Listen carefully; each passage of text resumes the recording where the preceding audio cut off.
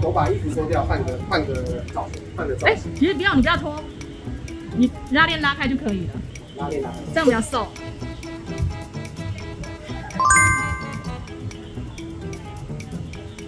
我懂你是为我好，但。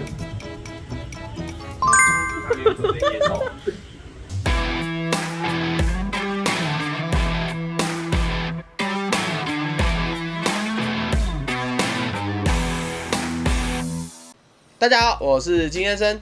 今天呢，来跟大家聊一聊练武嘛。打人的时候常讲说哦，发劲哦，你要发劲，接话发的那个发劲。那到底什么是劲？怎么发劲？如果我们单纯看劲这个字呢，其实它就是很简单，它就在讲力量的流向。劲就是在叙述力量的流向这么一件事情。那称呼会有很多，一般人常听到的会有寸劲啊、明劲啊、暗劲啊、长劲啊、短劲啊、化劲啊等等的。那八极拳会讲统劲，太极拳会讲椪劲等等的，有很多不同的叙述。以我所知道的这些脉络来看呢，我们会这样区分这些称呼。第一个，明劲、暗劲、化劲，这三个呢是属于在区分习武者的三个大层次、大阶段。那长劲、短劲、寸劲呢，则属于明劲之中不同的层次。那还有其他各派拳法之中独自有的称呼呢，比如八极的统劲啊、太极的椪劲啊，这些呢只是在描述身体发力的方式，而使用这些劲的过程呢，我们就统称为发劲。比如像这个画面，这个呢我们就可以称呼它为发了一个短的统劲，属于明劲这个阶段。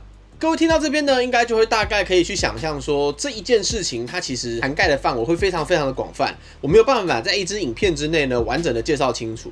所以呢，在这支影片呢，我们来跟大家单纯的聊一聊，到底什么是明劲。明劲中的明字呢，它代表着明确、看得见的意思。所以呢，明劲就是看得见的、明确的力量流向。那习武者呢，通常会透过一连串的训练方式，去排除掉各种动作模式之中不必要的小动作，或是学会放松不必要用力的肌群肌肉。这个过程呢，就是劲力整合。那在运动科学里面呢，通常也称作动力链的建立。我们在初步整合完身体之后呢，最开始练出来的就会是明劲这个阶段。那在明劲这个阶段呢，你最开始练到的呢，通常就会是长劲。这个长劲的意思呢，就是形成比较长的力量流动。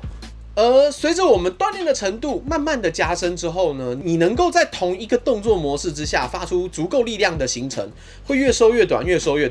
这时候呢，开始就是长劲收短，甚至进入到寸劲。讲完了长劲、短劲、寸劲到底是什么东西之后呢，接着我们来谈一谈为什么我们会需要练出这样子的能力。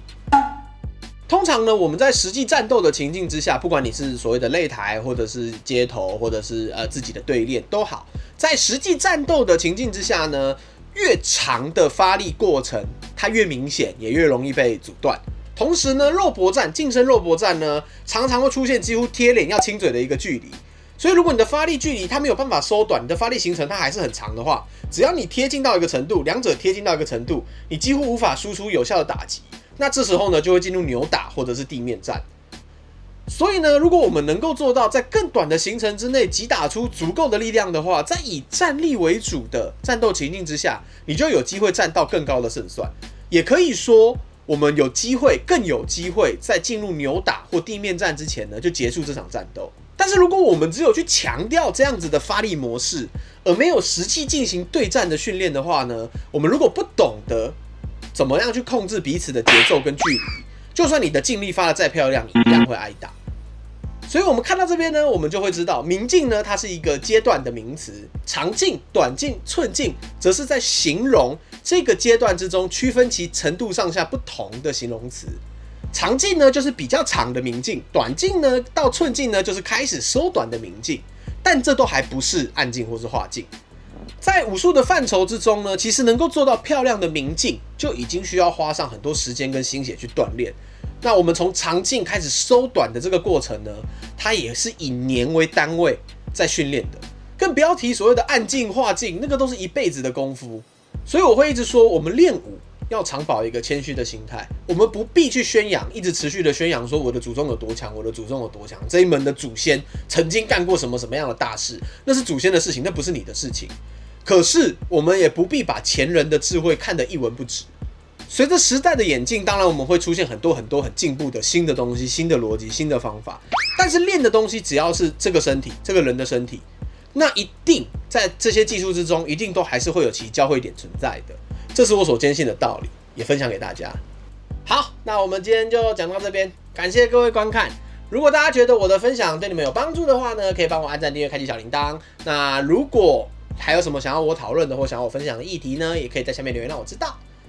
感谢各位，我是金先生，老实练拳，认真度日，我们未完待续。